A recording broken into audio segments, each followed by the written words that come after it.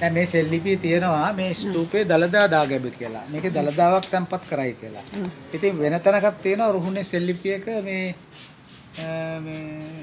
හරි ලස්සනයි කියලා තියෙනවා. කාවන්තිස් නරනිදු කල තිසරම් රත් මහ වෙහෙරෙහි අප ගොයුම් ගොත් දසබුල් යටිවම් දලදා මහ තුම්බු කර. යටිවම් දලදාව තියලා කරයි කියලා ස්තූපයක්. ඒත් එහෙම වුණාම වෙන්නේ මොකද්ද? ඒක කරේ කාවන්තිස්ස රජුරුව කරපු තිස්සාරාම විහාරය කියලා. මේක තිස්සාරාම විහාරය වෙනවා. එතකොට වැඩි හරියට. ඒතර ඊළඟට ඊට පක්ෂ තවත් එකක් එනවා. සමහරාම දාගම කනිනකොට පෝකාට් හරි කවුරු හරි එයාට හම්බුණා මවුන්ට් එකේ තියෙන ස්ලැබ් එකක්. ඒකේ තියෙන ඉන්ස්ක්‍රිප්ෂන් එක නක මහ විහාර කියලා. ඒක මහා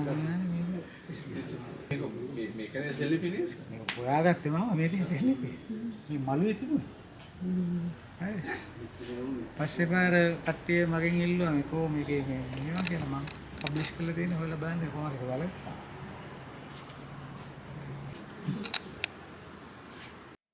නාලා තැන්පත් කරන ගර්භ ගල කියන්නේ ඒකට. මේ ඉන්නේ සුදුසු. අමිර මහත්තයා පොඩ්ඩ ගාන්න.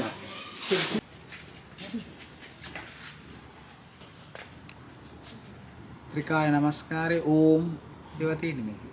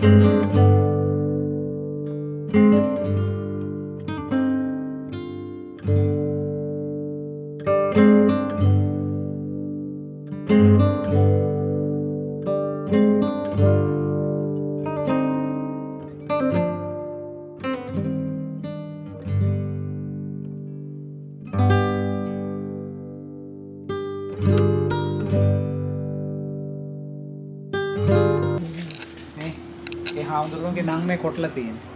බ්‍රහ්මී අකුරු වලින්.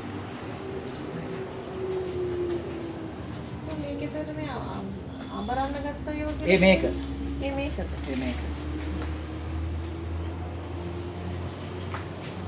ලස්සනට ඇඳලා මේකෙත් තියෙනවා ලස්සන.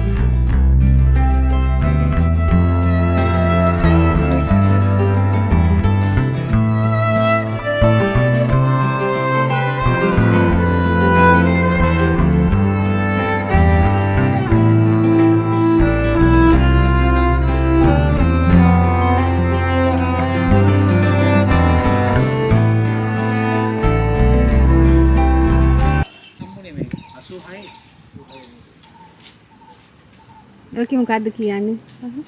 මේකේ තියෙනවා ඔව්.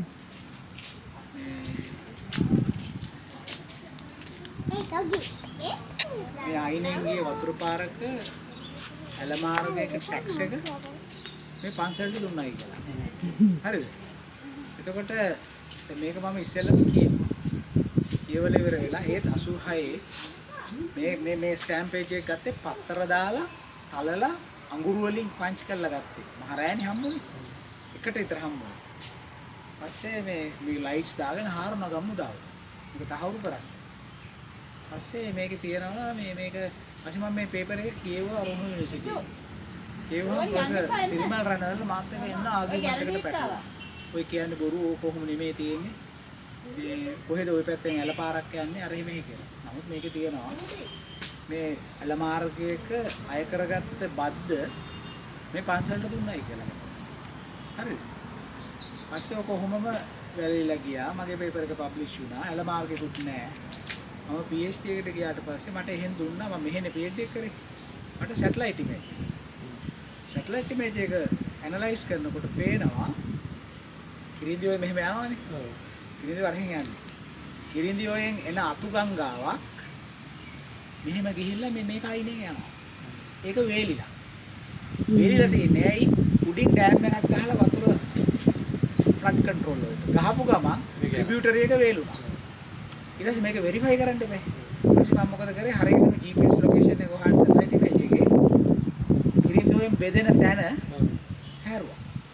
අඩි 8ක් යට රිවර් බෙඩ් එක. වැඩි හරිනේ. හරි අරගොල්ලෝ එදා මැරෙන්න හැදුවා කොහෙද මෙහෙ ඇලක් යන්නේ?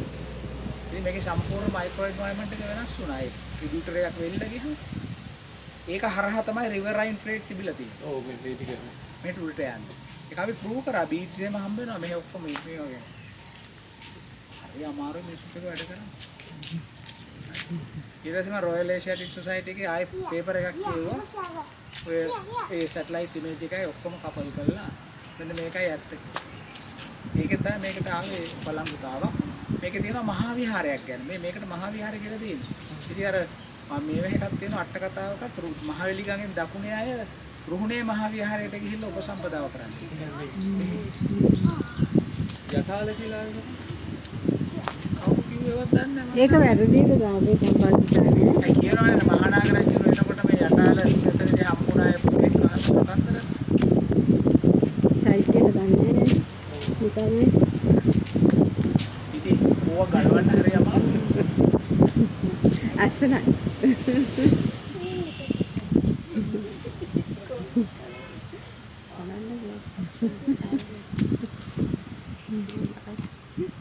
Thank you.